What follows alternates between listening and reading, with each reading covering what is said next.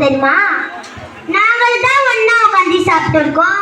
நீங்க சாப்பிடுறதுக்கும் நாங்க சாப்பிடுறதுக்கும் வித்தியாசத்தை பார்க்கலாமா? பார்க்கலாமே.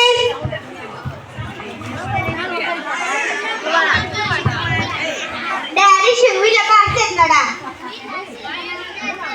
சேத்து மேடம் சரி ஏத்து மேடம் காத்து வாசம் இஸ்ரீ படிப்பா கலக்கத்துல என்னடா பாடி கப்பறங்க அதே மக்கள் வாழ்க்கை வேற இன்னும் மட்டும் மாறவில்லை.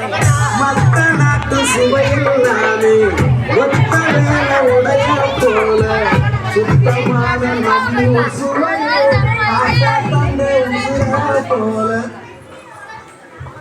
உங்க காலத்துல எங்க காலத்துல நாங்க எப்படி சாப்பிட்டோம்னு சொல்றோம்.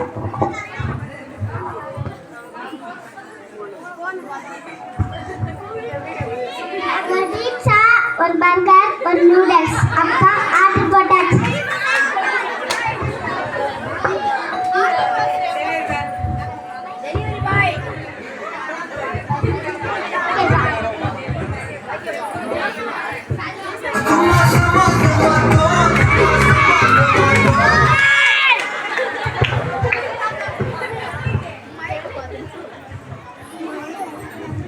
சாப்பாடு விஷயத்தை தான் இப்படி பார்த்தா விளையாட்டுமா நாங்களா ஸ்கூலை விட்டுட்டு 4 மணிக்கு போனோன்னு 8 மணி வரைக்கும் ஒரே விளையாட்டு தான்.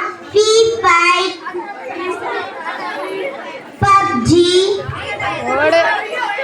டெம்பிள்